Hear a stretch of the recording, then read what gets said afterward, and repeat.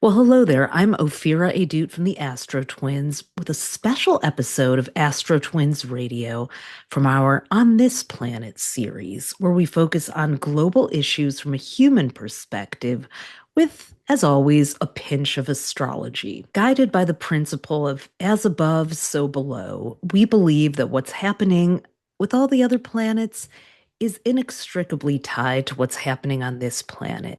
And with so much going on in the world right now, we also believe in the power of human stories to heal us, unite us, and shift our perspective on things that we might be seeing on the news, on our social media feeds that are causing us to feel hopeless, helpless, and disempowered.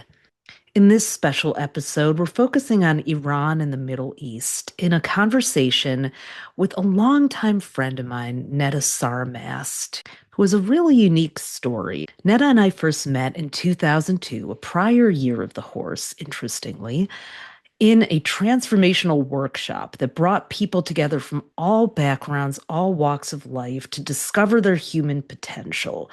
Little did we know that we'd find ourselves in a moment where we both helped each other find our voices. Neda, who was born in Iran and went back and forth between Iran and the United States, has a fascinating career in the music industry. She worked in music management with bands like Bon Jovi, Motley Crue, and went on to make a fascinating documentary film about the youth of Iran in 2005 called Nobody's Enemy.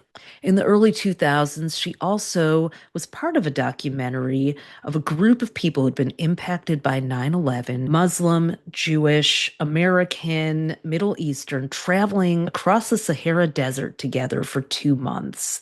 Now, Neda and I have had a long-time friendship, and we've always loved the fact that our backgrounds were so different, that we were from cultures that weren't supposed to get along, and yet we did. We found that we had so much more in common than the news told us we were supposed to, or even allowed to. We talk about her story, her journey between Iran and America, what she learned by traveling to Iran to make this documentary. It's also a story of friendship, but friendship that's real, not the kind of friendship that requires people to avoid hard conversations, but rather to come together to find new, empowering ways to have them. If you're watching the podcast, you're going to get to see excerpts from Nobody's Enemy, from the trailer, and from her trip across the Sahara. If you're listening, I'm going to play little bits of it and translate them, but I really invite you to use all of your senses and experience Neda's work to go along with the story. We're here to give you hope, inspire you to take action. We want you to feel like you can make an impact even when the world feels like it's falling apart. Before we begin our conversation, here's a short excerpt from Neda's 2005 documentary, Nobody's Enemy, The Youth Culture of Iran.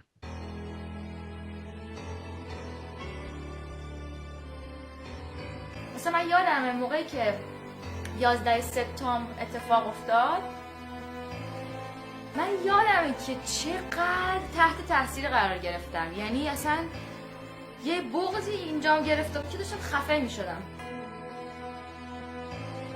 همین اگه ذهن همه ایرانی‌ها رو بشکافیم، همشون دونه دونه ترس اینو دارن که نکنه امریکا به ما حمله کنه. راجع به این قضیه خب من فکر نمی‌کنم هیچ کدوم از ما دوست داشته باشیم که درگیر جنگ بشیم.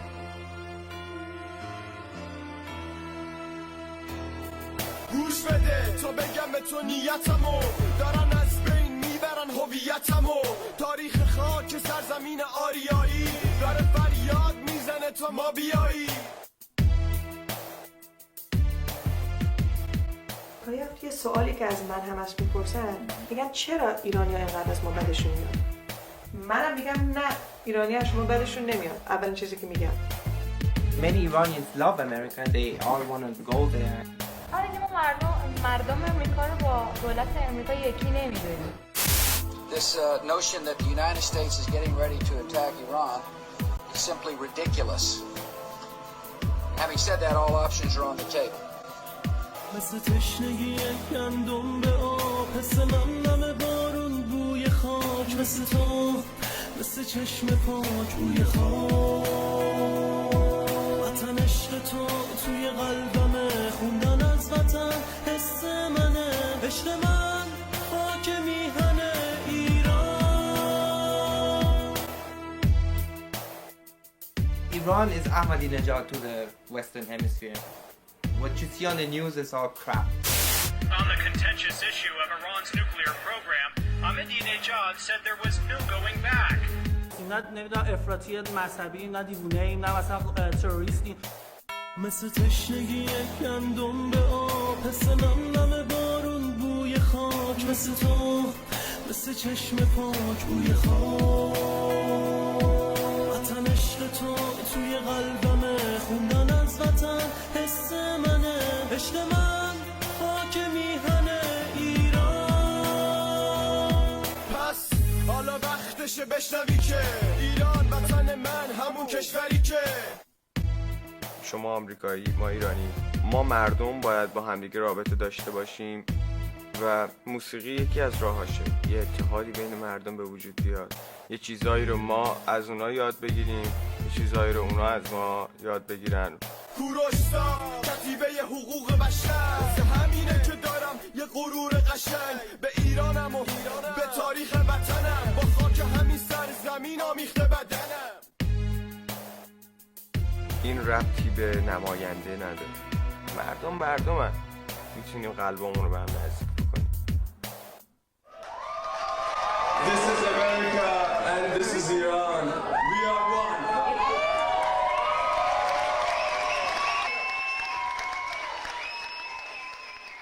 All right. Well, hello, everybody. I am so excited to have our second ever guest on the podcast, live from Istanbul, the wonderful Neda Sarmast. Hi, Neda. Neda and I are going to have a conversation just about parts of the story that people aren't getting. You know, our friendship goes back 24 years. We actually met 24 years. Yeah, we met in New York City doing a transformational workshop that really brought people from all walks of life together. It's true.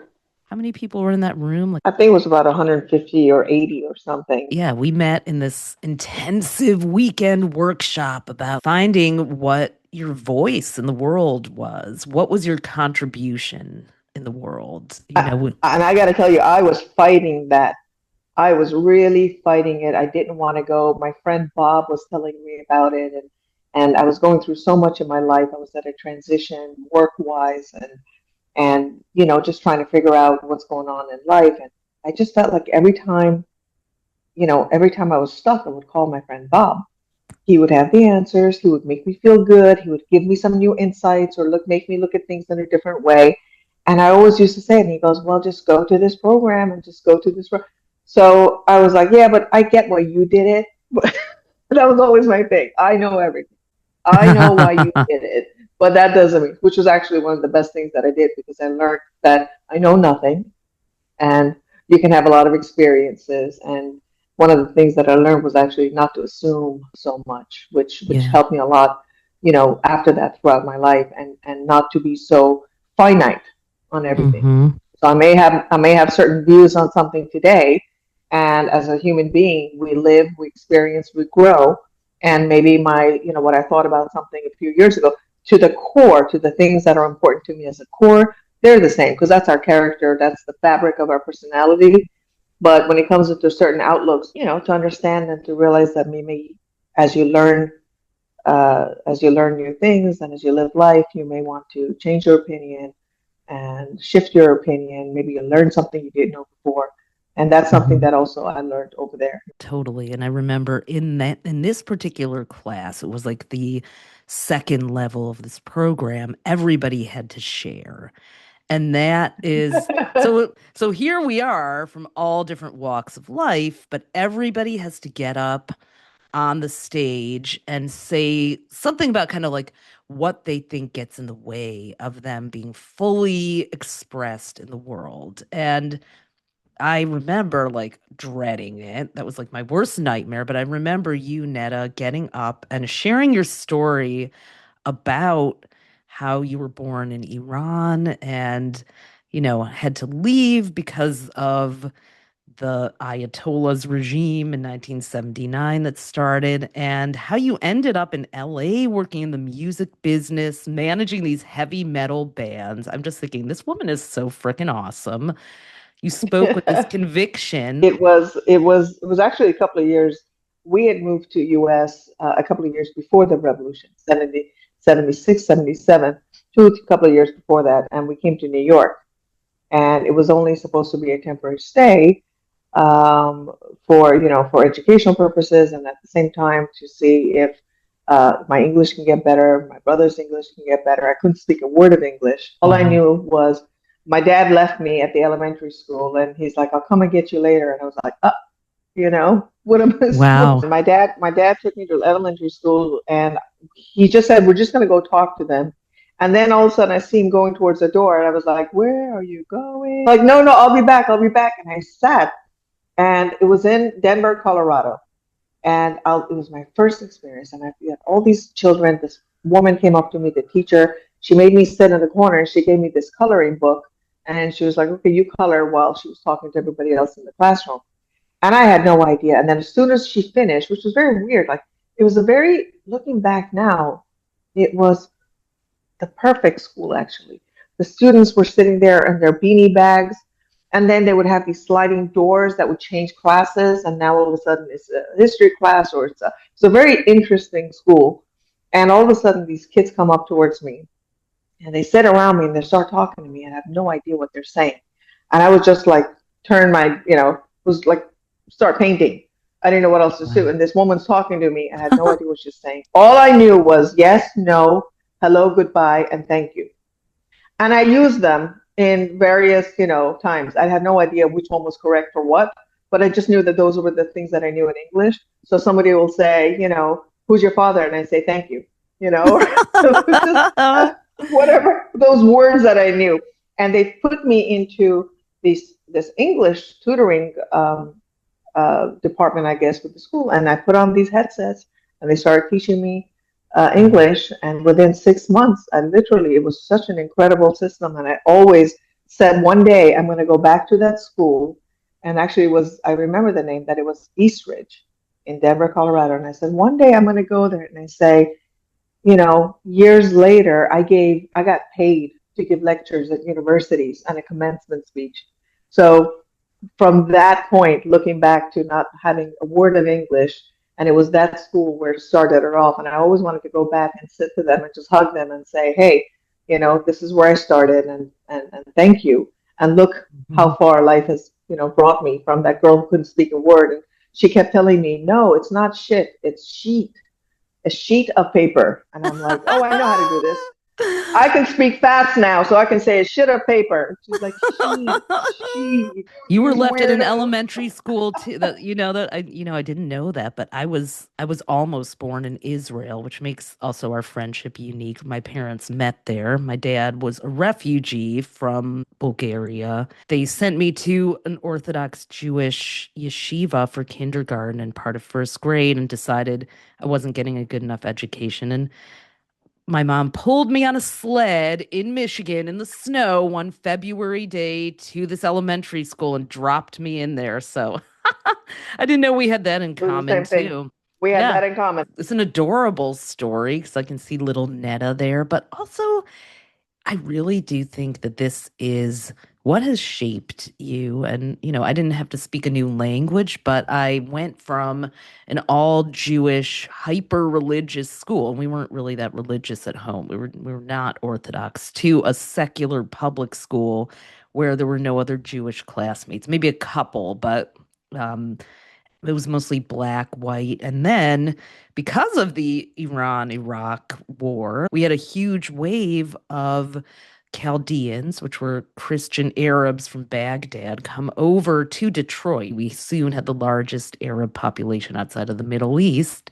So I became a Jewish Middle Easterner in the Midwest in a black, white, and Arab predominant school. That sounds like a party. There were definitely moments where people were like, they did not know what box to put me in. And I'm sure that happened to you too until you got back to New York. We learned early how to navigate the nuances. This is why I wanted to have you on, not just because of the amazing work you've done that I've gotten to follow over the last 24 years and hear about, but also because these are the perspectives that I think are going to heal the world. When someone has actually experienced living between cultures and not just fitting in. Nobody ever cared. When I came here, that conversation was a non-conversation. I don't remember the last time when I first went in, no one cared where I was from, what country, what my faith was. Am I religious? Am I not religious? Can they relate to me? That conversation came years later. So when I first went in, it was just, do you get along with this person? And maybe everyone had like a social cultural relatedness that people had with each other. But back then, nobody actually cared. The first time anybody really asked me, where are you from? Because at that point, then I learned, after like 6 months or a year, I started to slowly learn English. You're young, you pick up this language much faster. And nobody ever came and asked me. The first time someone asked was actually right after the Iran-Iraq war started in 1979. So it was, maybe, few years later, 3 years later, or whatever. Was it because your parents were talking about it at home, or? No, actually, it was in school. Oh wow! School it came up because somebody would say, where are you from? And I'd say I'm from Iran. I was born in Iran. And it's so funny. A lot of people had no idea where Iran was. They didn't even know that it was part of the Middle East. They just never heard it. In fact, I will never forget one girl who said to me, where are you from? And I said, Iran. And she's like, oh my God, I've never been to Australia. I want to go there too one day. And I was just like, like those German Shepherd years. I was like, I was like, yeah, me too. I'd like to go to Australia one day.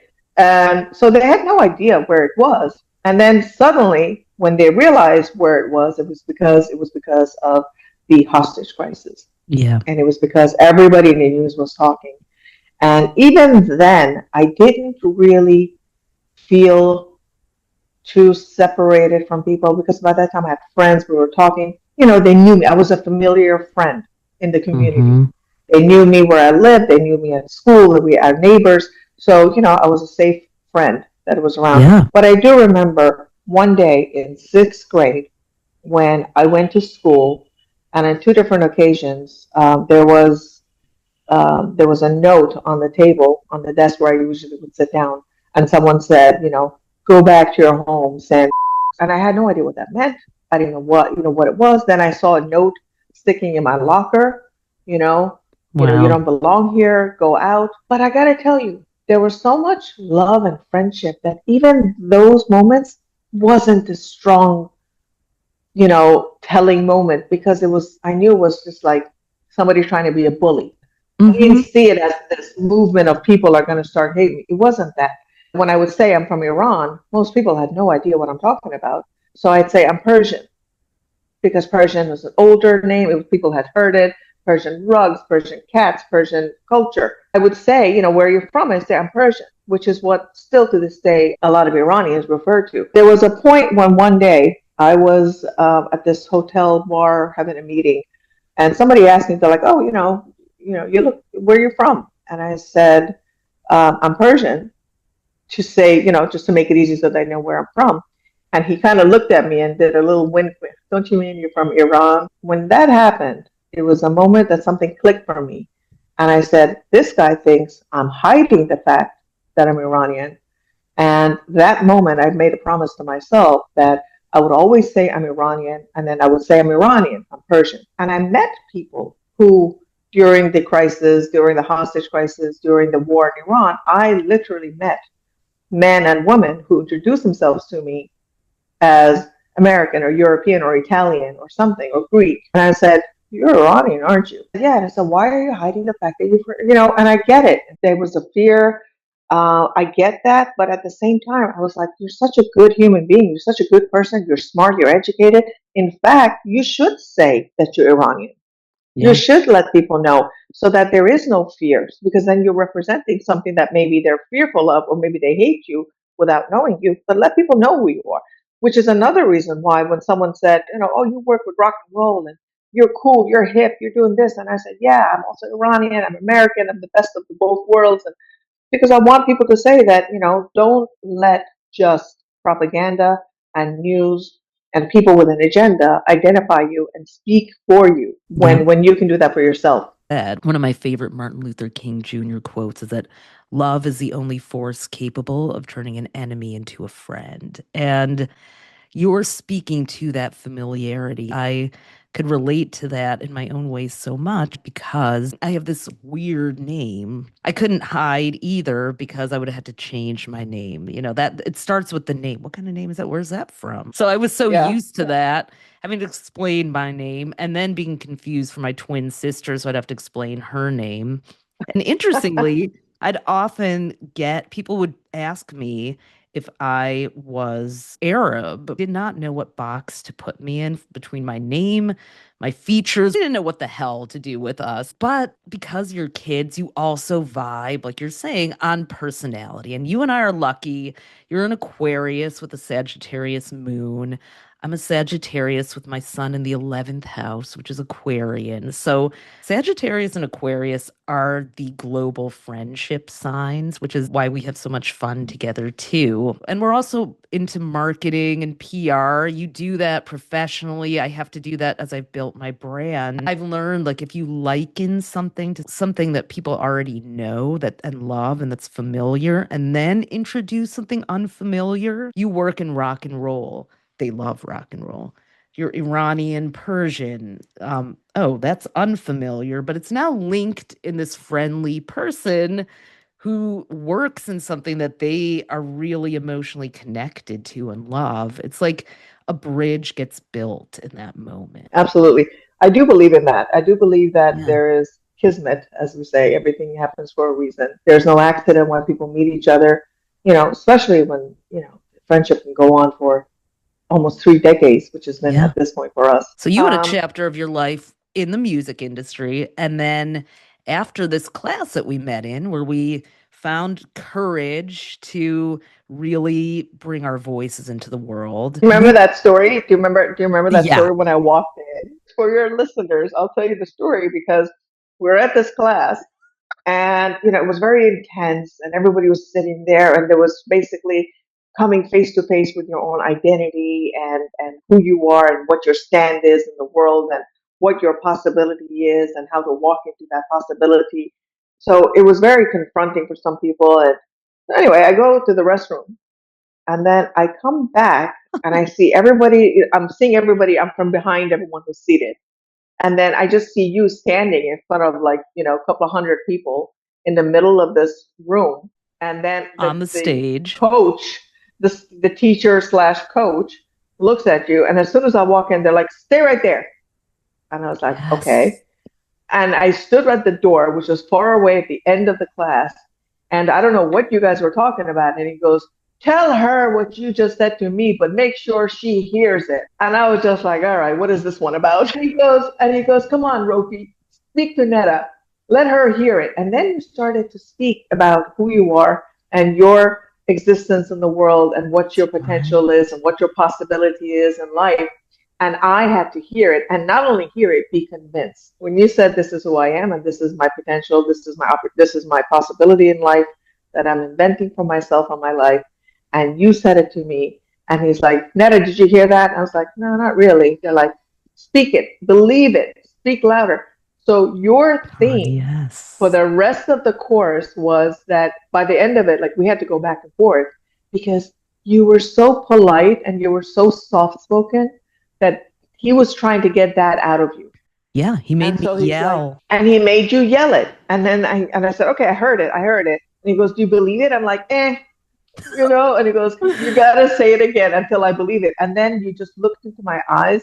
We locked eyes and you said, my possibility in my life and in my world, this is my possibility. And I looked at you and I said, I get it. Oh my I see it. God. And then Oh I my think I God, got goosebumps. cried. And that was our friendship. Yeah. And from then on, every time, and it's the funniest thing because I've known you all these years, you know, you and Tali and your sister Leora. And so, you know, you're all taking this course, and I saw the difference between who you were on that day and who you became. And then I still, 24 years later, I look at you sometimes talking to celebrities.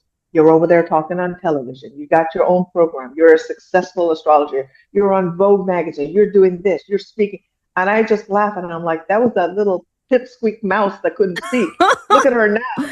And that's who we've got to be for each other. Like, this really goes back to our elementary school experiences, because what happened over the years is I started to shrink and hide. I did not want to have to explain myself. So I started to mumble.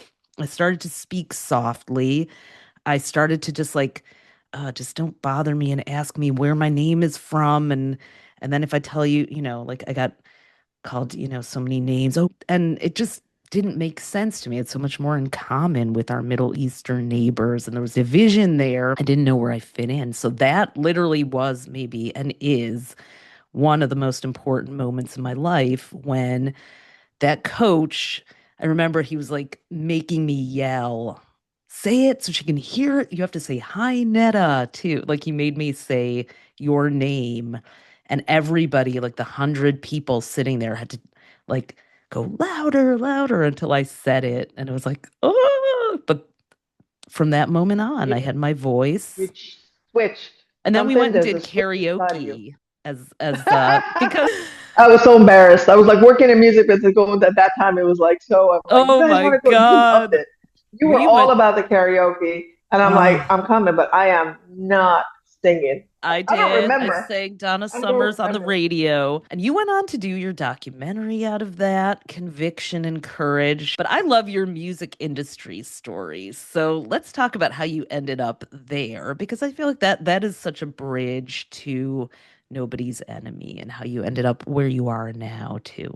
Going into music, I went back to Iran for a couple of months stay to be with my dad at the beginning of the war, the Iran-Iraq war.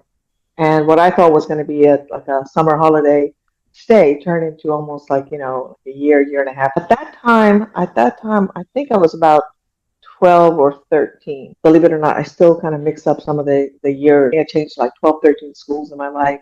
But yeah, I went to Iran for a short stay, and I wound up staying longer. And it was the Iran-Iraq war. And there was a time when, you know, you're in the middle of a war, and all of a sudden people at nighttime, they have to have curtains or coverings on their windows because the Iraqi airplanes or the missiles would go over your head. So they didn't want, you know, I mean, as I'm saying it, I'm like, well, didn't they have radars back then? But I don't know what the system was. But I knew that we had to make sure that they didn't really shut down all the lights so that they didn't see what was down there, and they didn't have any you know, aerial view of the cities. And we had to as soon as we heard these warning sirens, we would have to shut everything down at nighttime. So I had a best friend, my best friend Maheen, who was a neighbor, and she'd come up, and she was just me, and my dad was always there, but he was like, you know, we became like sisters. And she loved music, and she loved to learn how to speak English. At this time, I speak English, so I'm trying to teach her these words. Now I'm becoming the teacher for English. And we had these cassette tapes. It was the Bee Gees, Donna Summer, Barbara Streisand, and I think it was like when Grease just came out. So I mean, we had these cassettes, and it was Donna Summer, where I would sit there with her and look at these cassettes, and inside the cassettes we would have the lyrics. So I would sit there. Lights are out. We're sitting in the living room, just the two of us. And we're sitting with a candlelight, just a couple of candlelights, and I'm just sitting there reading the lyrics of Donna Summer's songs and then translating it to her. Or Barbara Streisand, which I love her. I love her voice. I love, you know, her. So I was reading the music and the lyrics and explaining to her what it meant. She's like, oh, that's what they're saying. Oh, this is what the message is. Yeah. So and then one day she looked at me and she said, you're going to work in music one day. Oh, wow. Because I would sing along. I would sing along to all the songs. I would sing it to her, and she's like, "Yeah." And in my mind, I heard like, "You're gonna be a musician," and I was like, it was never a thing for me, and I just laughed. But she would always say that. I came back to U.S. I'm now back in at that time Westchester, New York, and I'm reconnecting with my friends again. But at this time, I've witnessed war.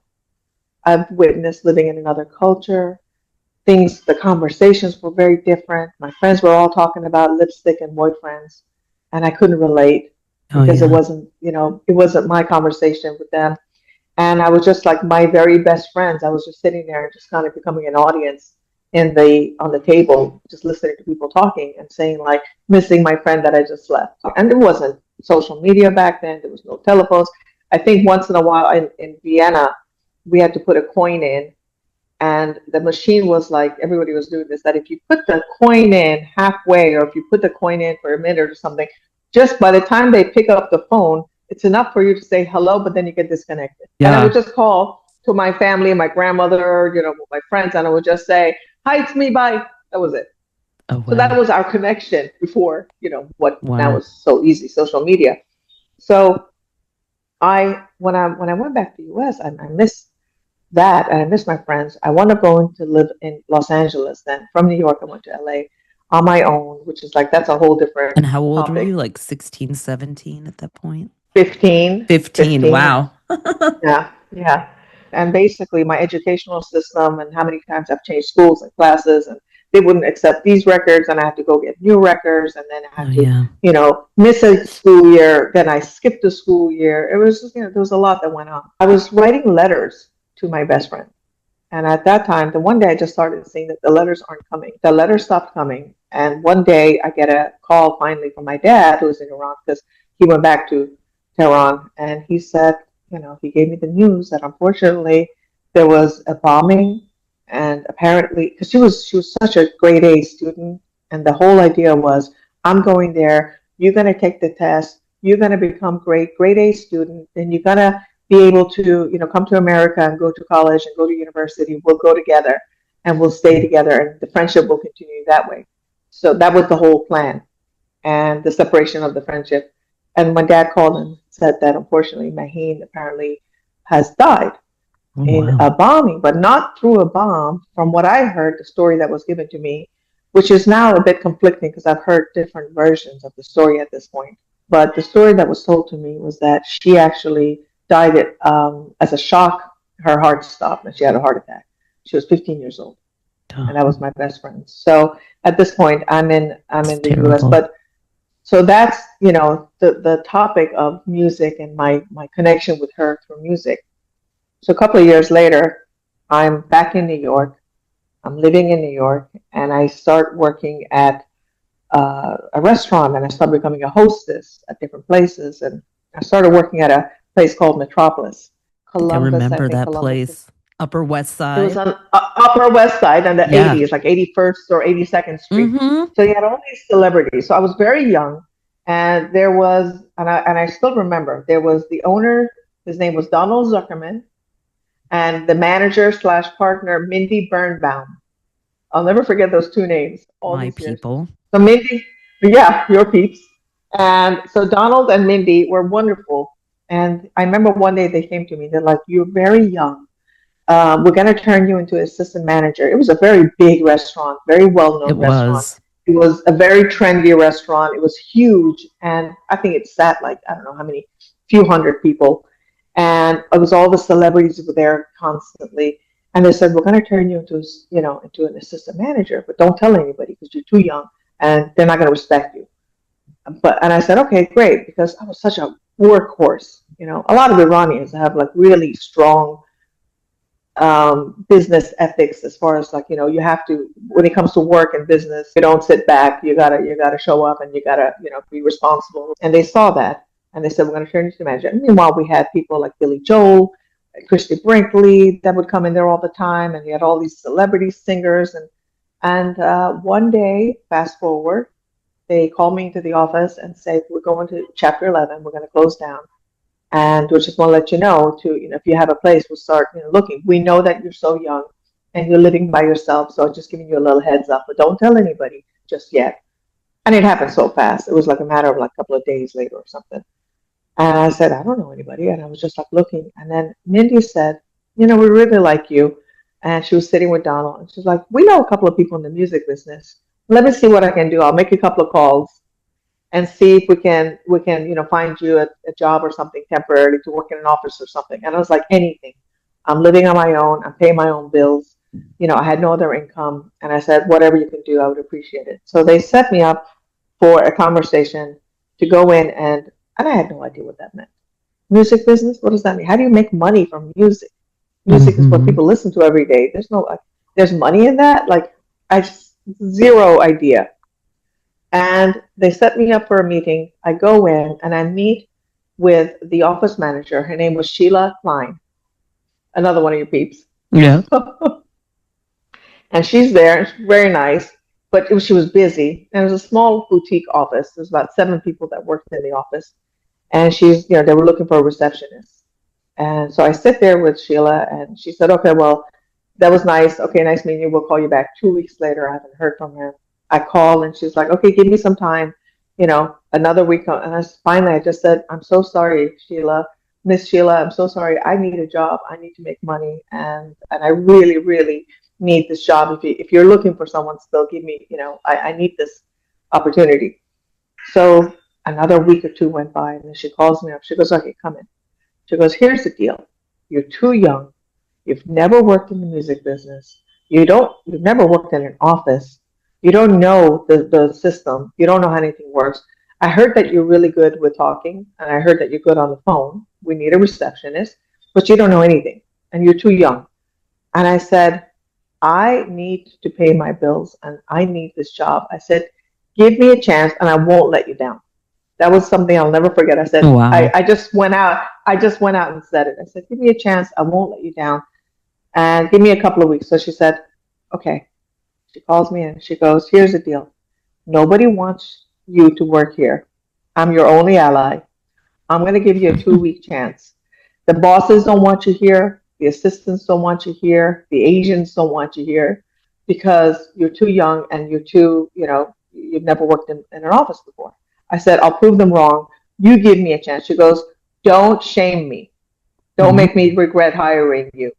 And she said, also, any questions you have, you come to me. Don't go to anybody because they don't want you here. They're not going to help you. Come to me and me only. And I said, good. The whole time I was like, what's the big deal? It's answering phones. I didn't know what the big deal was because I didn't realize how big of a company they were, how popular, how successful they were. I had no idea. Can you say what the company was? The company was called ITG, International Talent Group. And there was 2 bosses there. It was Wayne Forte and Michael Farrell. Both of them were agents. And at that time, it was a booking agency. So we're the ones that booked the tours, the global worldwide tours for David Bowie, Pink Floyd, Duran Duran, Depeche Mode, Sade, Peter Gabriel, Phil Collins, on and on. There was, a lot of Pet Shop Boys, yeah. Small acts, and then later on, mostly British pop. A lot of them were British pop. I think we did something with Australian band. It was called Aha, I think, but mostly British pops and The Cure. I had no idea how big they were, but a small boutique company. So I went in, and I guess maybe it's good because I didn't know. In my life, not knowing plays a big. I was gonna say, I think your entire life primed you for this moment. You're like, you dropped me into school. I didn't speak the language. I figured it out. I can figure this out. Not knowing something and walking into it always catapulted me to something better. So I went in, and for 2 weeks, I was asking questions from Sheila, and she was a very funny, amazing, beautiful woman in her early 30s. And she would just come and ask her questions. She's like, oy vey, oy, I can't believe she's asking me this question. So she was like, and I'm like, what is this fax machine? And she was explaining, she's like, oy vey, you don't know a fax machine. I put this document here, and at the same time, it shows up in Australia exactly as it is. She's like, oy vey, I can't believe it. She's like, please don't say this to anybody. I'm going to get fired for hiring you. And then one day she comes to on my desk, and she sees this this, the file folders where you had the little labels. Yeah. So I'm over there writing someone's name and address on that little thing to stick. And she's like, what are you doing? And I said, well, this guy, Joel, just asked me. He said, add a label with the address on it. And I was trying to put the entire name and address on a file folder sticker, and she's like, oh my God. She goes, no, come here. She goes, this is the label. It's this big. Funny things like this. 2 weeks later, my time is up. We're at my very first concert ever, which was for The Cure. I'm there. I'm just watching. I'm just amazed at the live experience, the tours, the sound. I mean, I love music as it was. It was just a different world. And all of a sudden, I saw everybody gathering around me from the office. They all had like a champagne glass in their hands. And they said, okay, everyone, welcome to the team. Our new latest team member, Neda. Welcome to ITG. Sheila just gave me a hug, and she's like, don't embarrass me. And I said, you gave me a chance, and I'll never, ever forget that. And for a long time, I would sit at the office way after everyone had gone, and I would learn what the telex machine was, how the telex machine worked. I was reading contracts between the agents and the artists and the managers, and understand what the legal contracts were, and understanding what the AFM was, the American Federation for Musicians, learning that, and just teaching myself over, late night in the hours to learn, because honestly, I wanted to learn, but I also I wanted to make Sheila proud. I didn't want her to think that she made a mistake by hiring me. So I wanted to hurry up and catch up. And years later, one day, years later, I asked Sheila and I said, why did you give me a chance? Looking back, I really didn't know anything. And she said, first of all, she goes, there was just a connection that I had with you. And second of all, I looked at you and I said, one day this girl is going to give me a job. And that's what happened, actually. Years later, she was out of the office. She was at another location. They had shut down or closed down. I was at a different location. I've made a lot of contacts at this point. I moved on to management, which was, that's another story. Yeah, you managed some impressive bands. It was at ITG. I was at ITG when I started. I met this girl, Vicky Rovner, who was working with the management for the Scorpions. And I liked the way she was talking. She was very, the business and the conversation was different than the booking agency conversations. So I was listening to her and just curious. And Vicky and I hit it off. And she was just in that office temporarily. And then later she was going to move to another office. I got a call and they said, they need somebody here at the office here at the management office, would you come? And I actually turned it down, I think, a couple of times because I was so comfortable where I was. I went in one day and they said, they're working with this new up and coming band from New Jersey, and they were getting a lot of things were getting busy and they needed an extra hand at the office and they needed somebody else there starting out with the phones and then, moving on to other aspects later on as being like artist rep and all that. And I didn't know what it meant. And then I see these pictures of this guy with like a lot of big frizzy, big hair, handsome guy. That artist was Bon Jovi. And that's how I said, okay. And I said, let's go give out management a try.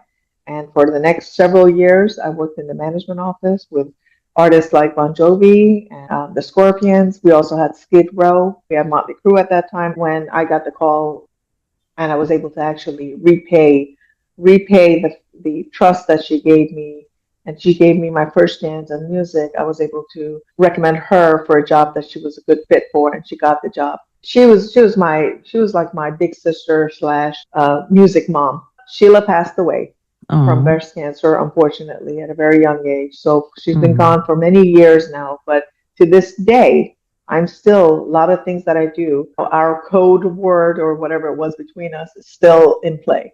Sheila's still in my heart and I still appreciate her, and she's still kind of guiding me just from another location. After September 11th, Neda had an awakening.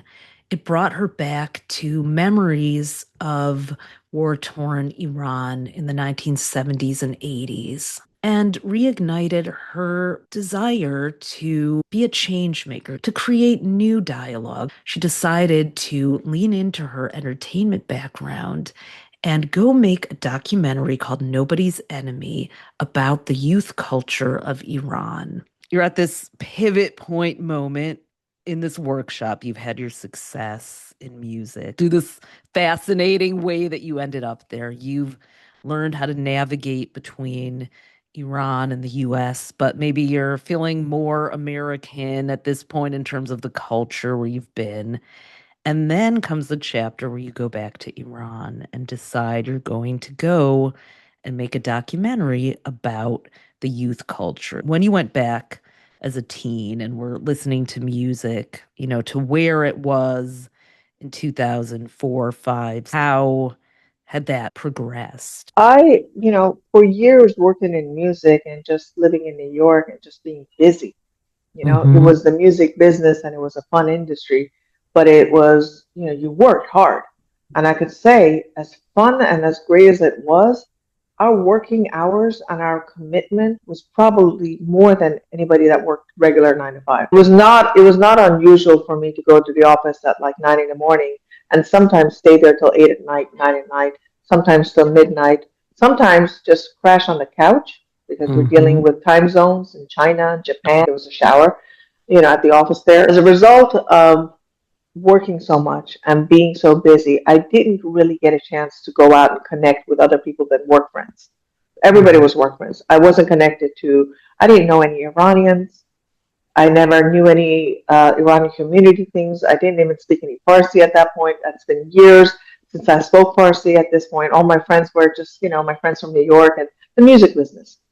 So I didn't really have any kind of a connection that much to Iran other than I could understand when someone spoke Farsi, as long as there was not big words. I could understand what they were saying, but I couldn't really come back with a good conversation. I sounded very elementary.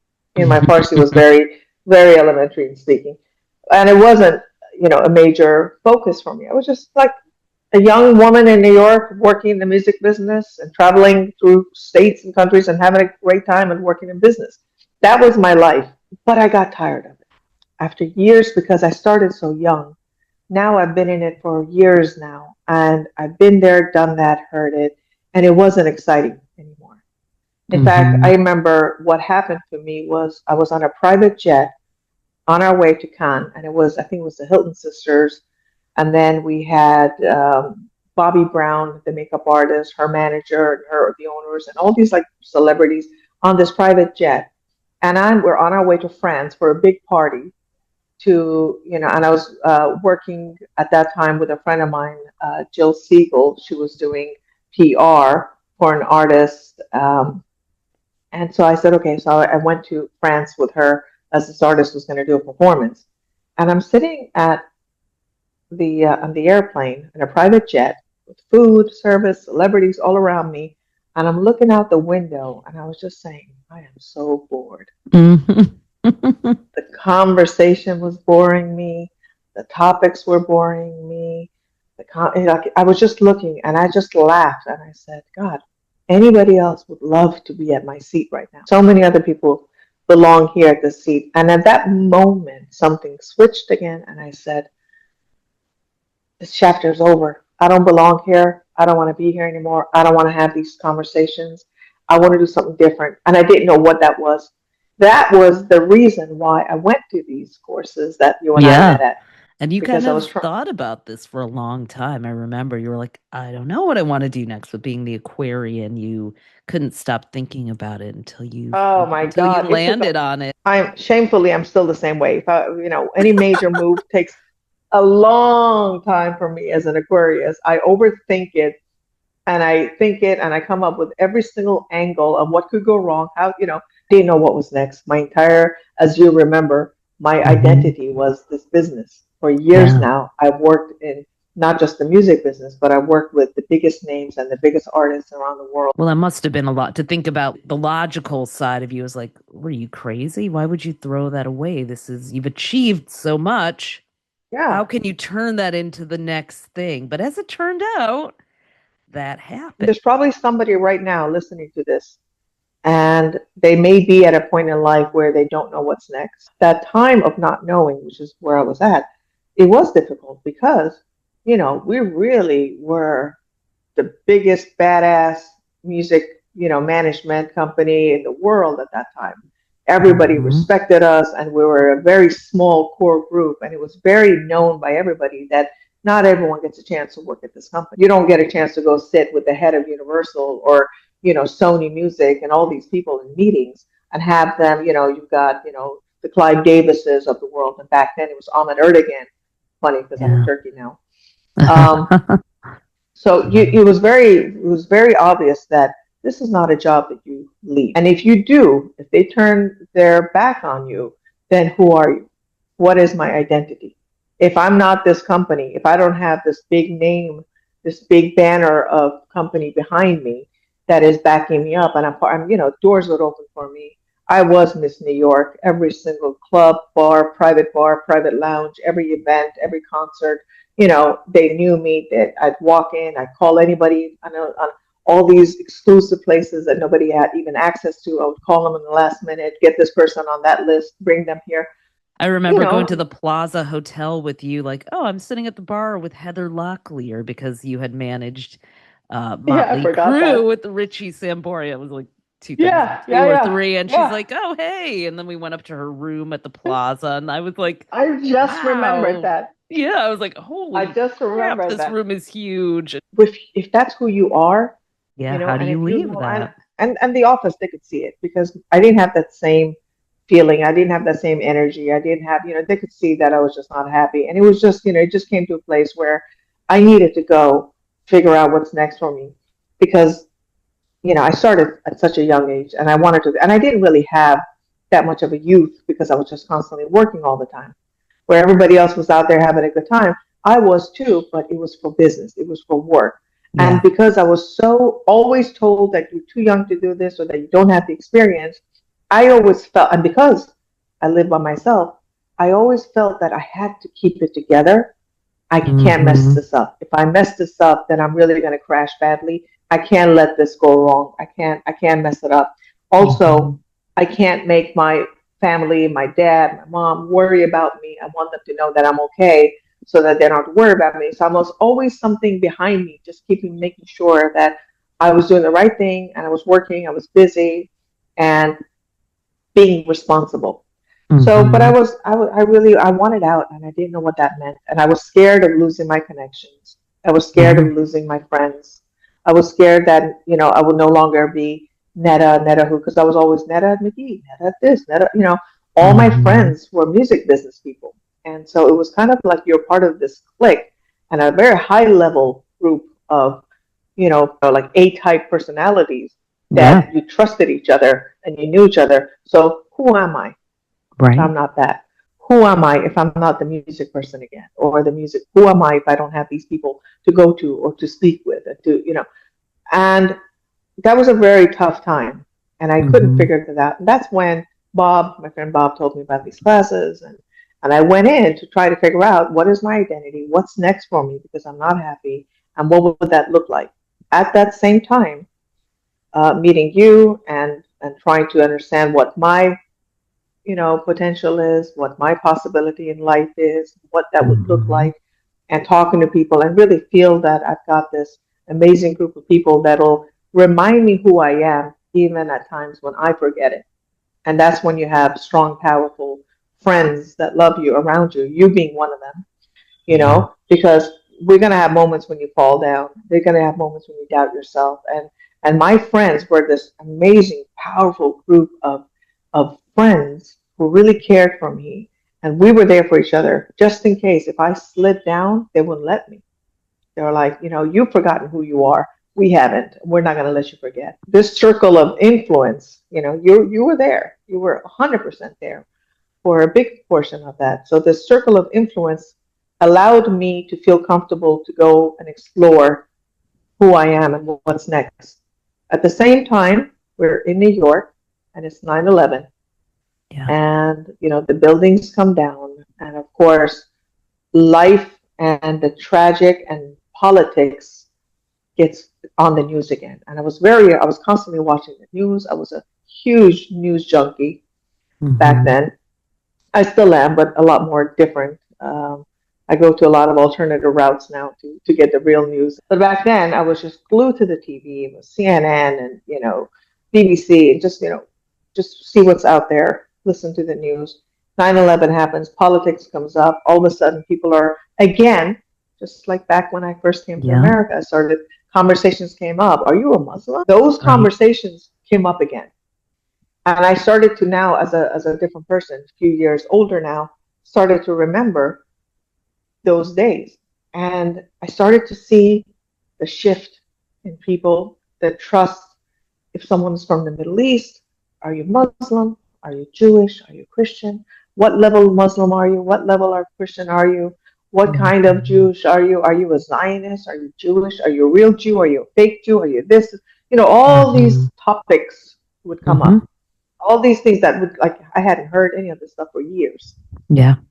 And I remember watching CNN, Christiane Amanpour, actually, who's also British Iranian. Yeah. Yeah. And so I really enjoyed her. I always thought that she was very professional. I loved listening to her with her smart British accent. But it was a program, it was like a 3-part series, basically doing a deep dive in the religions. One of them was like a 2-hour series about, Islam. The other one was Judaism. The other one was about Christianity. And I remember when I was watching the Islam portion, I was listening. There was a lot of truths, a lot of things that were not being said or not being shown or highlighted. And I kept thinking, well, how come they're not saying this? Or, I felt like there was some fear mongering going on. I felt like there were some omission of some characters and personality. And it was, it was trying to become more sensationalism. And as I was watching it, I kind of turned around. At the very end, I heard all this. At the very end of the program, and I don't know to this day if it was her control, complete control, or just editing or whatever it was. But the story had its look and feel to it. And at the very end of the story, it's like, well, it is important to say that not all, Muslims and not all, Islam does not represent this. And there's a lot of peace-loving people and blah, blah, blah. So, so that was included in there. But it was a very short couple of minutes at the end of a long segment.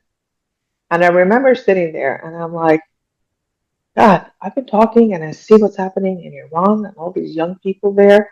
And again, something clicked inside of me and I said, well, I work in entertainment. I understand the power of entertainment. What better way to talk to people and to let them know, because, things were getting serious again. And then now we have, we're about to go to war with Iraq. And now Iraq and Middle East and Islam, this and that, all these topics came up again. And I said, well, I've worked in entertainment. I understand the power of entertainment. And I wonder what I can do right now with this. It just called me.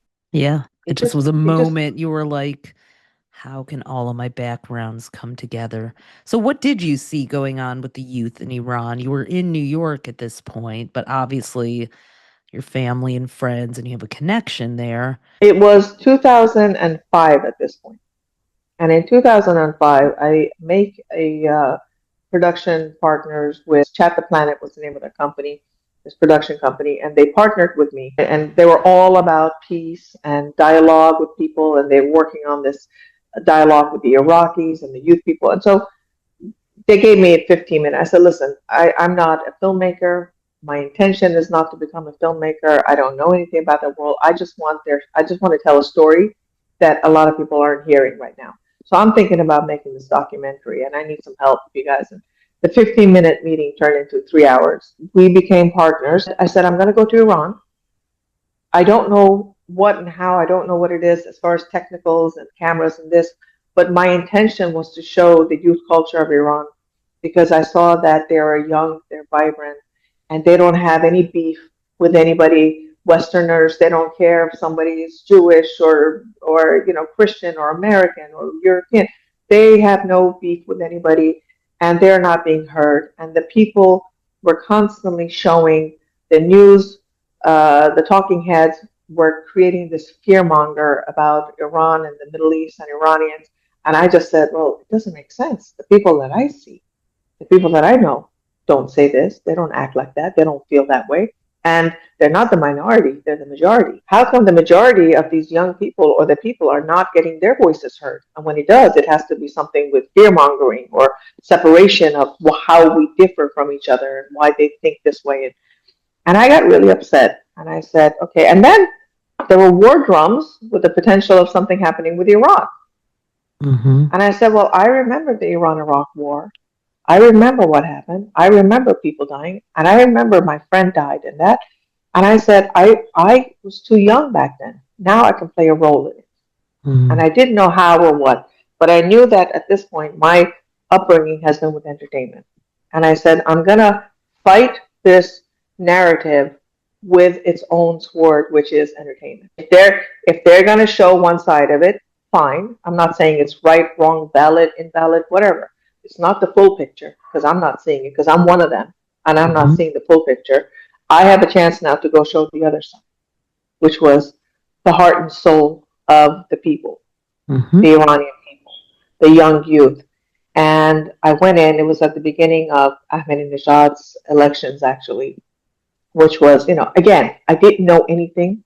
Not knowing helped me. Yeah. Later on, they're like, I should have been, this could have happened to you, that could have happened to you. You were, if they arrested, and I did get stopped and pulled over a few times, and I'm like, oh, that's it. I was scared. I was really scared about, but I kept saying, my agenda, my intention is to show the youth culture of Iran, to show how kind they are, how smart they are, how they're not your enemy, they're your friends. And so when I said the Iranian people, these young people, they're nobody's enemy. And so that became the name of the documentary called Nobody's Enemy, the youth culture of Iran. And I went in and I went back and forth about like 2-3 times. You went with how many people? My friend Sarah, who went there, she was an artist, she's a very successful artist, Sarah Rapper. And we went in together. She was going to do video and cameras, and she was doing her own artwork. And so she was going to go anyway. I hired a few people there just for camera work and audio stuff. But it was very small. It wasn't like a big thing. It was just me, a little schmo that's just going to go to Iran and just sit there and get a story. And how did you find the people to interview? I said, I'm going to go there and I'll find them. Okay. I didn't have a script. I didn't have an idea. I didn't have none of that. I just knew that I'll be guided.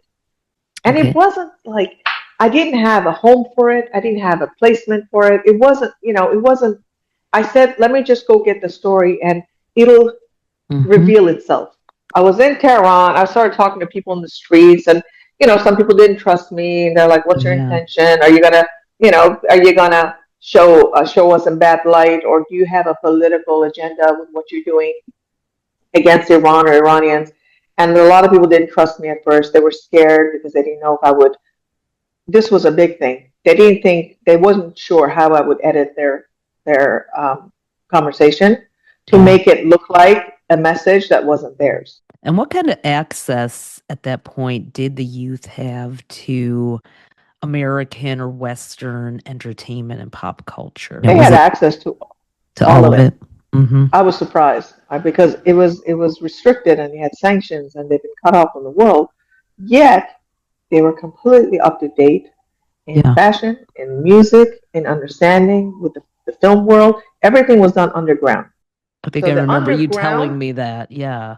The underground in Iran was really was actually the mass market because everybody, they were giving videos and CDs and music. And this is, just when Apple came up with MP3s, they were very connected. A lot of the people that I met when we talked about books or music or films, they really analyzed. Yeah. Where I would just feel it. I was like, listen to the music and feel it. Like we would go with the vibe, we would go with the feeling.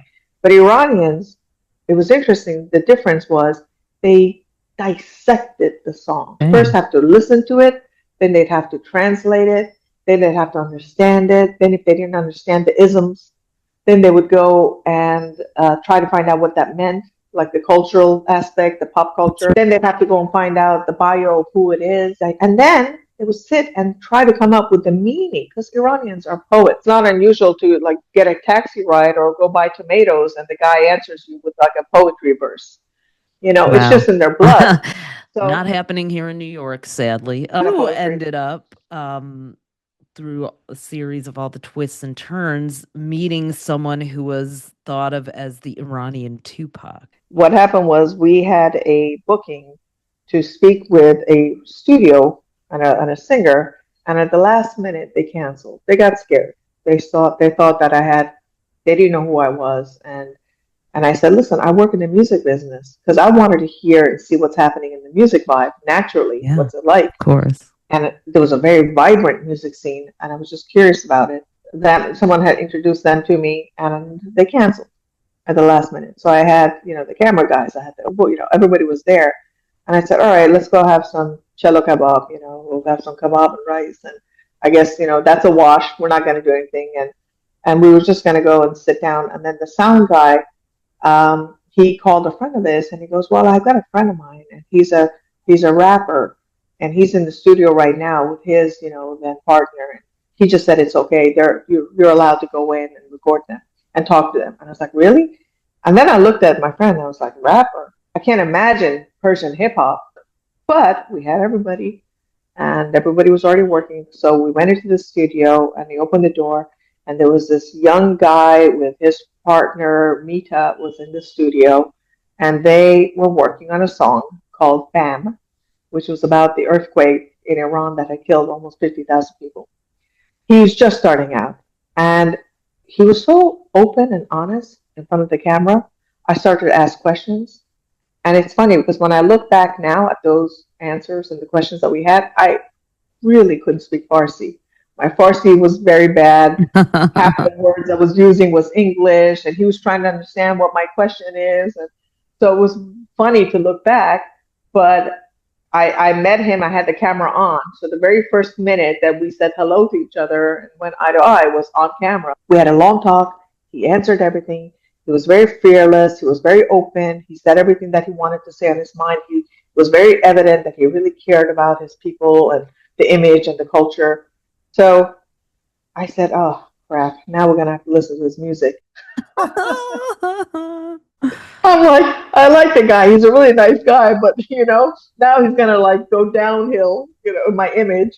That now I'm gonna have to listen to his music. So they're like, all right, let's go listen to the music. They turned off the lights and they put on the music, and he starts singing. And then all of a sudden, I just looked around. I was like, what was that? It was incredible. His flow, his voice, the lyrics. So it was Persian poetry. He's writing his words in poetry, putting it on Western, beats. Mm-hmm. And it just flowed. The flow was incredible. And I looked at my friend, and I looked at the camera guy, and everybody, I was like, he was wiping tears off his eyes. And I'm like, well, they're Iranian. They grew up together. If he's moved as much as I'm moved, then this guy's something. So I became friends with him, and I said, look, I don't know anything about Iranian music. I don't know anything about the music business in Iran. I don't know. And I said, but I come from a lot of training, and I've worked with a lot of artists in my time, and I see a star when I see one. And I said, you are an absolute superstar. And I said, I don't know what you're doing, but just continue and just go for it. And I was just amazed by him. I left, and then his partner called me up. He goes, we have some more songs if you want to listen. And I was like, sure. I don't know what I could do, but sure. So we met again. We listened to more music. One after another was great. Some better than other, but the guy had something. And I went back, and I had also featured this really smart, brilliant student, and she was very smart. She was a female student. She was outspoken. So I decided to use Yas was his name, is this person I'm talking about. His name was Yasser, professionally known as Yas. And I went back, and I started to look back at the footage, and I said, these two were really interesting. I want to feature them.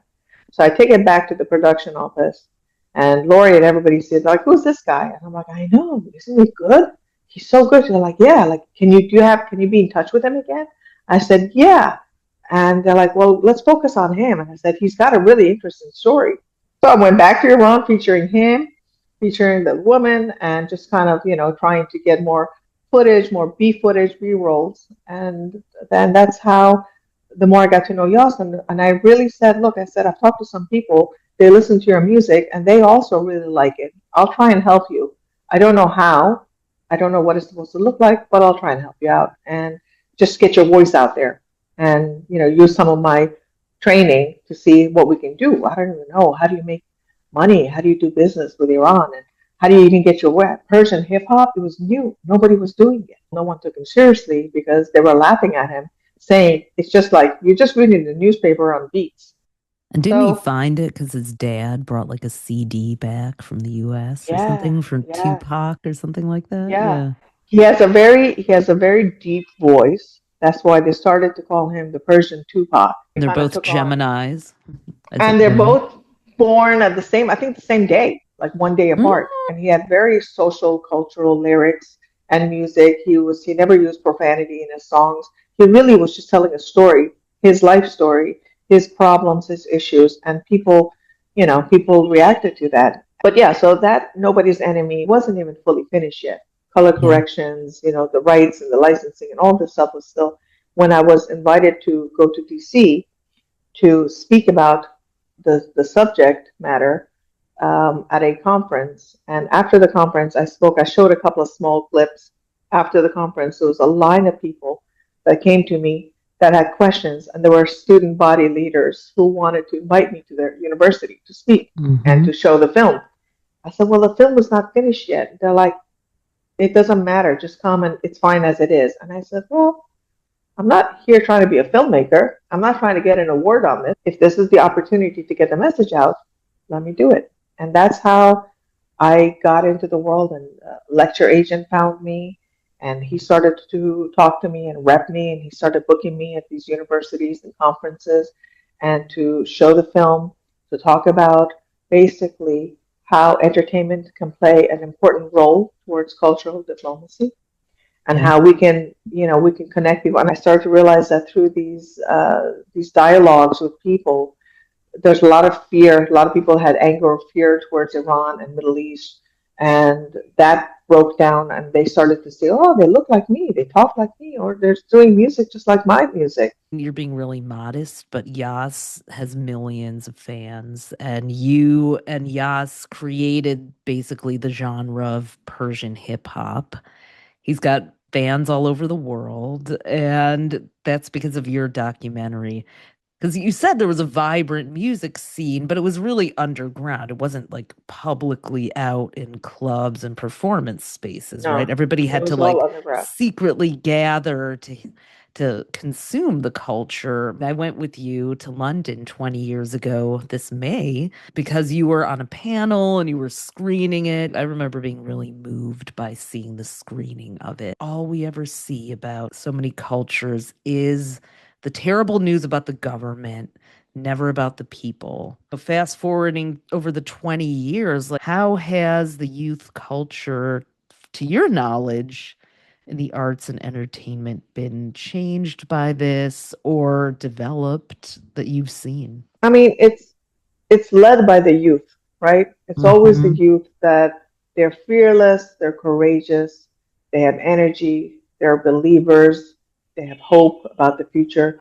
So all movements really start with the youth. I realize that this is where, things happen. I remember when I was actually in the bedroom, sitting there on the computer, and I remember the first time I was able to put Yas's music out on this internet thing. I called him up and I said, Yas, 3 or 4 people have downloaded your music. Strangers that don't know me or you. They're just random people. And then Yas, 15 people just downloaded. Oh my God, it's up to 300 people. Iran is fantastic. They are a dream for marketing and promotions, in the American system. Because what you would spend so much time and money and effort to promote something, Iranians can do it within 24 hours. Hate something, they really hate it, and everybody in the country will know. But if they like something, everybody in the country will know fast. It'll get out there.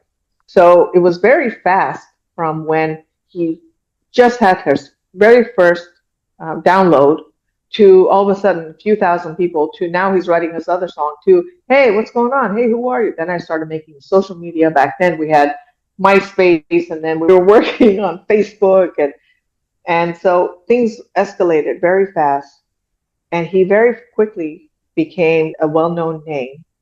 But because he was an underground artist, You're not sanctioned. You're not allowed to put your music out. There's no copyright laws in Iran. So anybody can come and just take your music, play it, put it somewhere else. And your intellectual property is not really protected. On top of that, we have to play it under the radar, because if it gets too big too fast, it could bring trouble to his doorstep. It was so cool and it was so raw and authentic, but you couldn't make any money off of it because you can't sell anything. You can't go on a concert. You can't monetize off of it. Back then, there was no monetization off of YouTube or all these other places. It's still nothing. Even the monetizations now for these artists in Iran right now, they're not really making anything because their IP addresses is involved in Iran, which is a country that's under sanctions. They can't make money. They can't have banking systems. You don't have credit cards to buy their music to support them. This has been a huge focus and upset for me for many years. I've worked with the biggest names in the music business, and here I am now managing one of the biggest names in the, music business in Iran, and yet he should have had, or he could have had, a lifestyle comparable to anybody else, any other celebrity around the world. It was very bittersweet. And when we were offered the ability to make some good money, we had to turn it down. For safety. It was safety. People wanted to give us money with an agenda behind it. We said no. It was selling your soul. Either you sell your soul or you make a couple of bucks. So the music business was very different. The youth culture, really, even right now, they're completely in the know. They know every single thing. Of course, now with social media, you've got YouTube, you've got Spotify, and everybody's connected. It's just still, it operates like the regular business, like everything else, but they're just not rewarded, unfortunately, what they deserve. Right now, as we know, there's a lot of other bigger, more important problems that's on the platform and what's happening in the region with Iran. So now is not the time to think about that or focus on that, but one day, hopefully, we'll tackle that as well. In early 2006, Neda was invited on yet another wild experience. This time, she was part of an entourage of 9 perfect strangers who would journey for 2 months across 6,000 kilometers of the Sahara Desert together. The only thing these people had in common was that they had all been impacted by 9/11 and the politics of the Middle East. They were from the USA, Israel, Palestine, Afghanistan, Iran, the Ukraine, and this social experiment, filmed for a documentary called Breaking the Ice, would reveal whether they would find peace by traveling through the desert together in tents and on trucks in a unique sort of reality show format. Next, Neda shares how this experience changed her life forever. My German Shepherd had just passed. And I was just devastated. And I got a call from my friend, Bronwyn, and she said that there was an opportunity for an expedition across the Sahara Desert. And it was about bringing people from different backgrounds whose lives have changed due to conflict, due to the wars, and due to what had happened also back in 9/11. So being in New York during 9/11, I said, well, what do you have to do? And she's like, well, we can't give you any information about it. You just have to either agree. It's going to be an expedition across the Sahara Desert. Can't tell you where, can't tell you details. Everyone's working on it. No one can know, can't even tell you who's participating. Just, you'll be gone for a couple of months. And at that time, I was like, well, it's a good way to not be home and miss my dog. And of course, it was a peace mission, so something that was intriguing for me.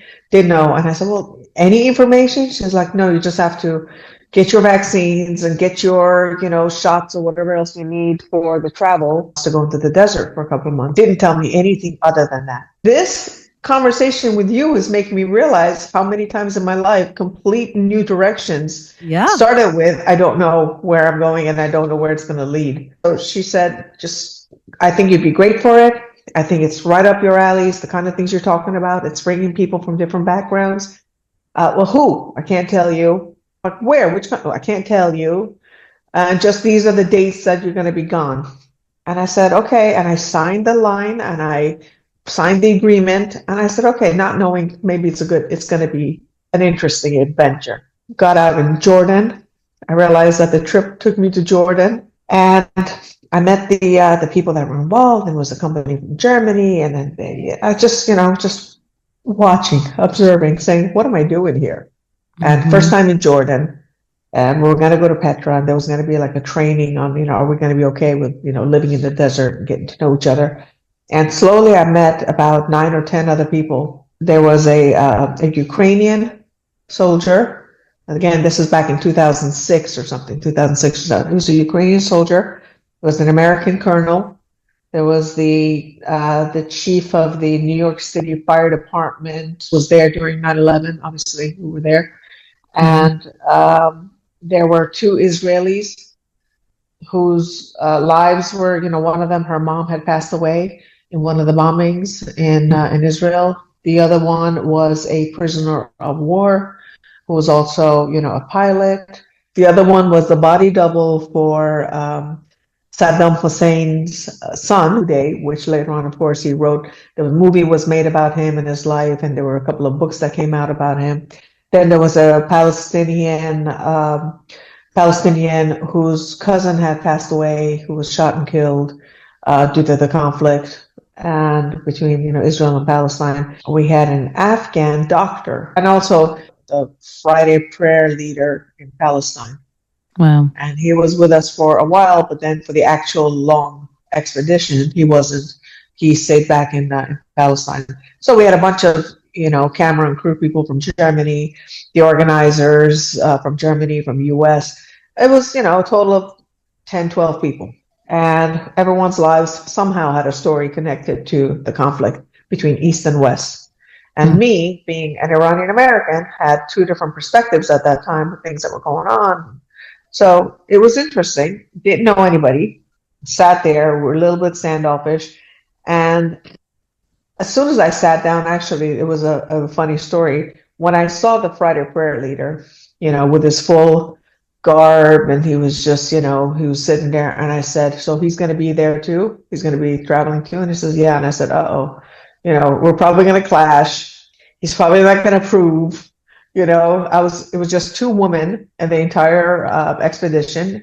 It was me, and there was this woman, Galit, from Israel. Didn't know her. So, she was the girl. She was like, we were the other 2 women together. And I didn't know who's going to judge, who's going to be okay, who's not. It was very interesting and strange to begin with. Then I met the Friday prayer, and it was interesting because we didn't hit it off great at the beginning. We were both very standoffish because I'm sure he was looking at me, maybe shaking his head. It's like, you don't look like a practicing Muslim. And I looked at him and I said, God, I hope he's not going to come here and preach me and lecture me. Oh, we also had Tapke, and he was one of the Dalai Lama advised monks to join us to kind of keep the peace between us. Were you like, what did I just sign up for? Yeah, absolutely. That's exactly what I was thinking. And I said, well, do they all speak English? Can we all relate with each other? Can we talk? And at the end of the trip, when I met the Friday prayer leader and we would talk, we got to know each other because we would have long treks, on this German truck that we were in. And then they had this old fire engine truck that they used, and they had this other person. We were all crunched together. He wasn't at all what I expected because of what I witnessed during the beginning of the war in Iran. I had a preconceived idea about any, not just Muslim, but any religious person that's going to be an extremist view. As the trip continued, it would change. We got to know each other more. We started having more conversations. And, I talked to him about my life, and he was asking me questions, and I asked about him. And I said, well, how many wives do you have? And he was just kind of looking at me. He goes, no, it's not everybody is like that. And because he had 10 children. I think he had 10 children. And I said, with how many wives? And then he said, with 1 wife, how many do you need? And I was like, well, some people can marry up to 4 wives in Islam. And he goes, yeah, but that's, I didn't. And I'm okay with so like, I would have these moments of, okay, well, that was interesting. Well, that was different. And we started to talk, and I started to see a human being. I started to see a wonderful, loving father. I started to see a man who was constantly talking about his wife. He was funny. He had things to say. He was also dissing himself a few times about like, their upbringing and their, what their belief system and the quality, their culture.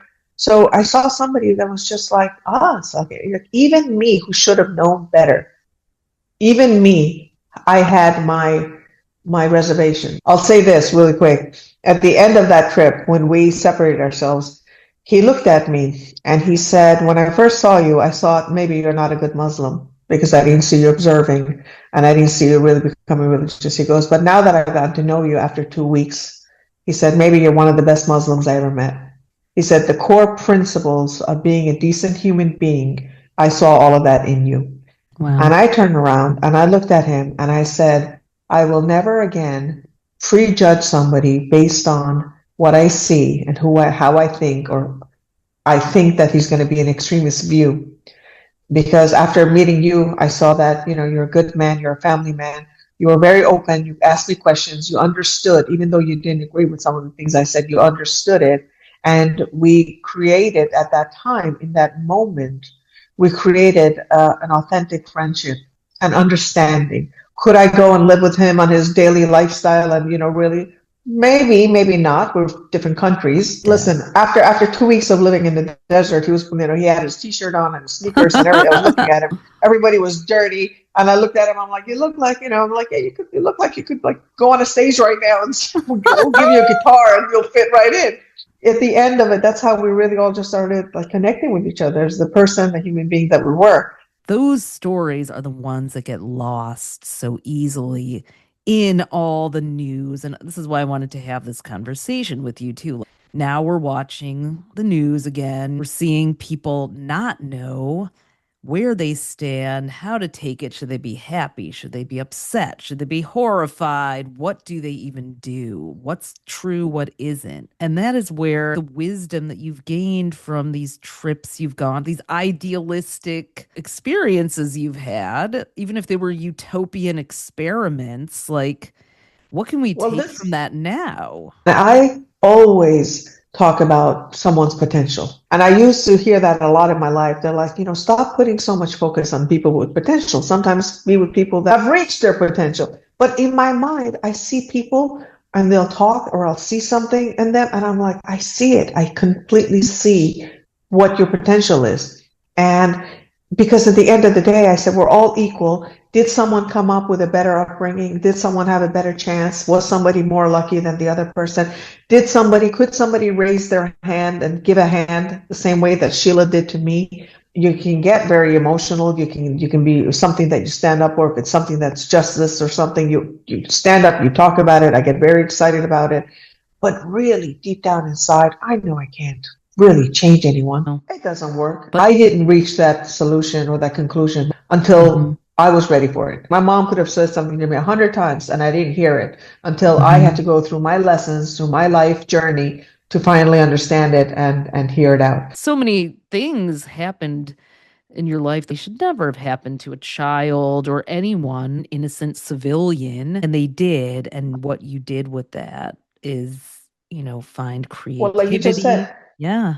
The only way to get a clearer picture is to get out of your monologue and get into dialogue. That's where the real story is. Otherwise, there's no movement, there's no river, there's no movement towards, let's see why they think the way they do.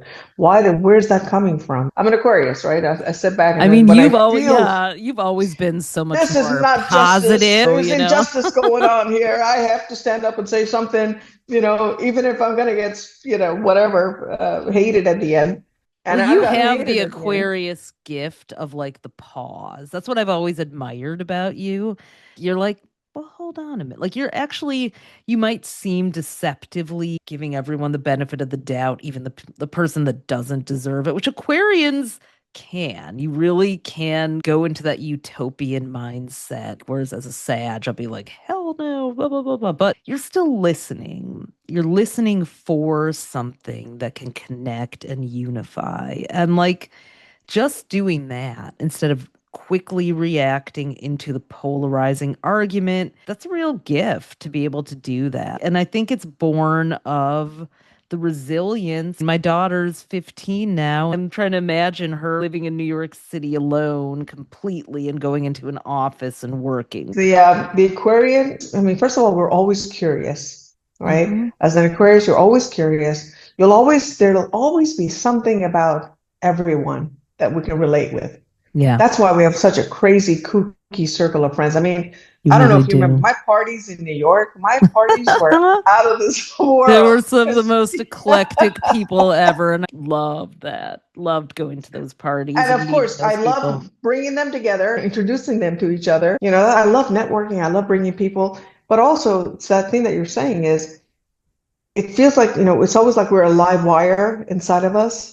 And we're trying to, we activate that wire of electricity, trying to find something inside of you, that other wire to connect with. And it's like, oh, okay, we're connected. There's something about her that I can connect with. There's something about this person. I don't agree with them, but there's got to be something there. And that's probably what we had to do in our childhoods to survive. It was a survival skill. I have never been in a room full of people that were quote unquote all like me in terms of their background. There was always only at most half of me because my parents grew up in different countries and cultures. So the only room of people that I ever feel like everyone is just like me is like a bunch of people who don't fit in anyway, like a room full of weirdos and misfits. I believe we're in the unfolding age of Aquarius, and like I really do want to celebrate, like go out and proactively become a misfit, like what we had to do, which was rough at times in our childhood, but also an amazing gift in the end. You know, what we traded in a sense of belonging and ease, we made up for in like having to get scrappy and find ways to connect with the communities, peers, whoever we were around, like to fight to let Sheila give you that job. What an interesting point. I mean, what you just said really just struck with me because, you know, with us and our generation, and of course, you know, growing up in our eclectic backgrounds and New York City. We were, being a misfit was celebrated. Yeah. You know, the crazier, kookier circle of people that you were, it was celebrated. Somehow it seems like society with social media, with business, it's creating this mentality of, you know, just everyone trying to look the same, to have the same, to want the same things.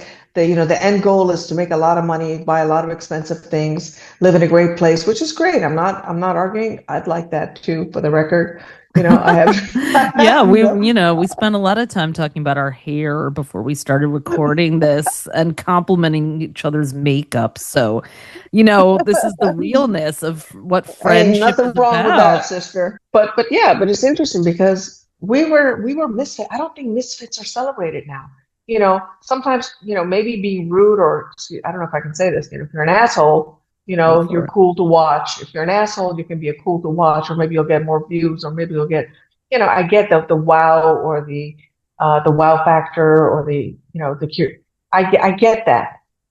But they aren't, even those guys aren't really the misfits that they were. The ones that we grew up with, the ones that created the crazy music. The ones that created the amazing movies in Hollywood, the ones that went out there and created this amazing fashion and writing. The ones that were recording their Persian poetry on top of beats in there was an underground room with no windows that I remember you meeting him in the documentary. Those are like underground place. You know what I think happens is that there are the misfits and the creatives and the creators, and they are out there being themselves. And then what's happened is that a government that represents their nationality or culture goes and does something terrible. And then all of a sudden, it's all over the news, and we go into what's called the Cartman drama triangle, where you're either the hero, the victim, or the perpetrator, the villain. And we're stuck in this giant triangle. We've got America, Iran, and Israel, where we have parts of our identities from between the two of us, switching those places. I know that Israel is complicated. I don't feel safe just advertising that that's where my dad grew up because it's so loaded and there is so much to be upset about. There's so much horrible stuff that the government is doing to the Palestinians and in Iran now. And it's just like, Hey, that's not listen, me. we're used to it. We're used to it. We've been used to people saying, "You from where? You Yeah, from well, what?" exactly. Welcome to the Welcome conversation. to exactly. With all of this, Neda and I reflected on what hope could look like through dialogue. The new misfits in our time right now are the truth seekers. I love that. You know, we're the if you're a truth seeker and if you're not an automatic follower, you're a misfit. Yeah. And the good thing about the misfit is most often it's the misfit that goes off the path and finds a new path. Because they're like, yeah, I'm bored of this one. They're the ones that are go into the jungle and create a new path for everybody else to follow. It was always them who created new music, new thoughts, almost everything. You have to be a misfit. And what does that mean? What does that mean? It means to trust yourself, to be curious, and to explore what your curiosity takes you towards without apology. I'm curious about this. I want to learn about this person, that faith, this, community, this country. And this is not what I heard. So it must be something new. So now, I'm a truth seeker. And as a truth seeker, you become this misfit. And as misfits go, people are going to fight you. People are going to disagree with you. Literally, you may have to, be up against a lot of, you have to put on a huge suit of armor. You got to be toughened because people don't want to be different. People don't want to change. People don't want their views changed. I've had conversations when I'll say something that I know shifted them and they were like, no, okay, I don't want to hear it. Anyway, quickly change the subject. Because something was about to shift in there. And they did not want to let go of that story. Oh, yeah. Well, that's what I've heard, that people get so invested. Their identity gets wrapped up in that belief. And so it's really hard for them to let go of that because they feel that they're going to lose a sense of selfhood. They have misidentified. Also, I think that there's a trust issue. When I hear the words regime change, for example, what does that even mean? Does this mean that we're actually disrupting an entire system at the core? Or does it mean we're just replacing one ideology with another, but we're still coming from the same place of there's one head, one guru, one same leader. Play, different characters. Exactly. So those are not misfits, even if they're touting another ideology. No, who is the misfit is the one that questions that and says, hey, listen, have you guys noticed that we're all going the same merry-go-round? Yeah. Let's just stop and come up with something completely new. That's the misfit. And they're going to get fought for it. And listen, that new, maybe it's wrong direction. Maybe it was a mistake. Maybe it wasn't what it was supposed to be. But you got to try it. As an expat, it's in the diaspora. My entire life, I grew up in America. When shit hits the fan, they'll always look at me as, but you're also Iranian. Because at the end, there's like a little small piece of you that is different. In Iran, no one can come and say, well, they own you, you're one of ours, because I'm an American. My culture, my upbringing, my pop culture, everything is through my upbringing in America. So they'll always look at me as an Iranian who, when shit hits the fan, they'll say, yeah, but you didn't grow up here.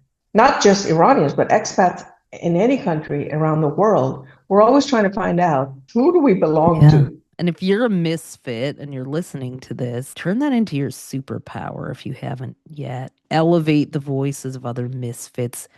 Reflect on the stories and the wisdom that you have, the unique lens that you have to open the eyes and mind of someone who isn't a misfit in the same way that you are. I mean, as we learned in that class where we met, everyone feels like a misfit at the end of the day. But not everyone had the same experiences that we did of it. Some people felt like misfits because they looked like everybody else, but maybe they were in a family that was very religious or had traditions or values that they didn't share because of the soul they were born as. Right. There's always that too. Probably I found astrology so intriguing because it was like, well, you can't simply define who someone is based on 3D world identity politics, their nationality, their religion, their sex, their race, their this. There is a soul in there and an astrological chart. There's a soul that chose to incarnate and be born and has as much opportunity as the next to bring illumination to this planet and unity and truth seeking. Maybe we're going to bring back Misfits again.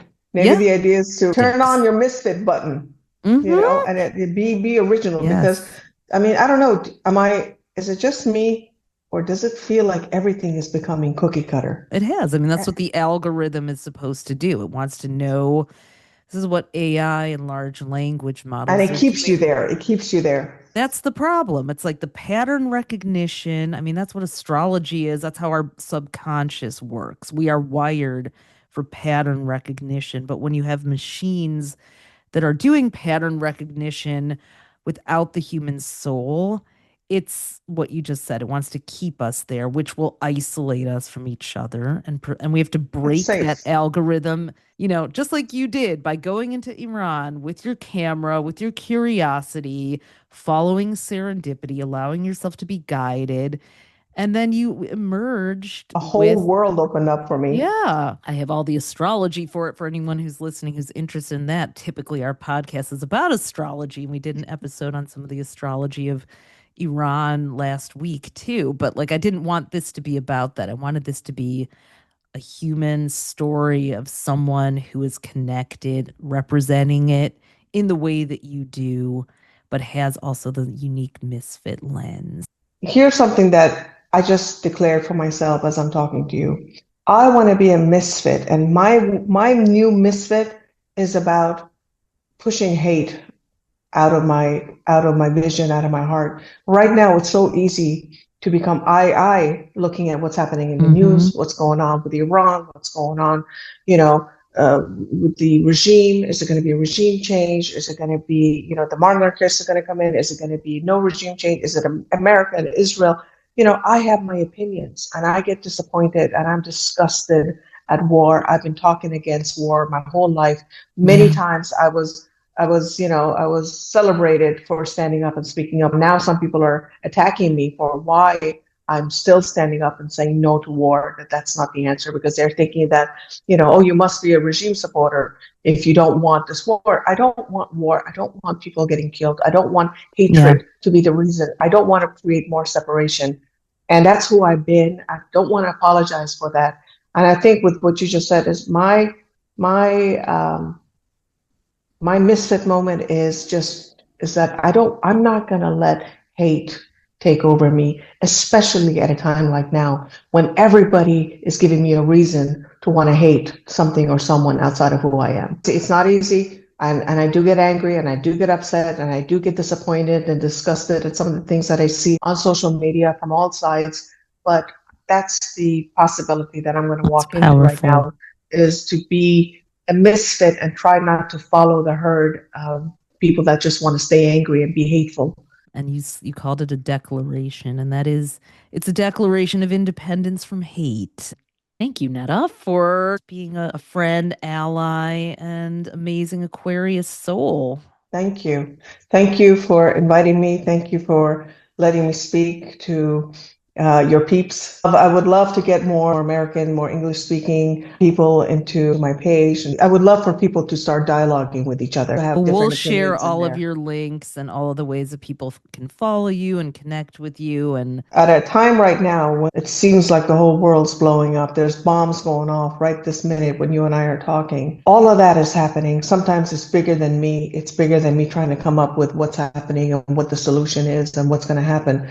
But alongside that, at that same exact moment, there's an Iranian American who was born a Muslim, who's talking to, you know, another American, Israeli, Jewish background. We may not be the right representative. But maybe that's exactly why we are, because we're not nationalistic. We're not apologists for the government. We see responsibility. From one human to another, one heart to another heart. Hopefully that's what the world's going to be about. You know, get to know someone that you normally wouldn't. Become friends with somebody that you normally would never, under normal circumstances, do. And then we can say that in the midst of so much anger and hate and war, we were able to be part of something nicer, kinder. Absolutely. Let's A build real something way. new. I love you, Ophi. Love you too. And But thank you so much for giving me a chance to share my story again and remember some good fond memories. Love you. Take care. Bye. thank you so much for doing something different with me and joining me for the special On This Planet episode of AstroTwins Radio. We've been talking about astrology this entire century and will continue to do so. But we really appreciate that you took the time to get to know me and Neda from a different point of view, two people from two cultures that aren't quote unquote supposed to get along. Our 24-year friendship, starting in the 2002 year of the water horse, connecting here in 2026 in the year of the fire horse. Come and run with us. Let's be misfits together. You can check the show notes to watch the trailer for Nobody's Enemy. Follow Neda on Instagram, YouTube, and on her website, and subscribe to her upcoming podcast. I'll see you on our next episode of AstroTwins Radio. Peace, love, and friendship to you all.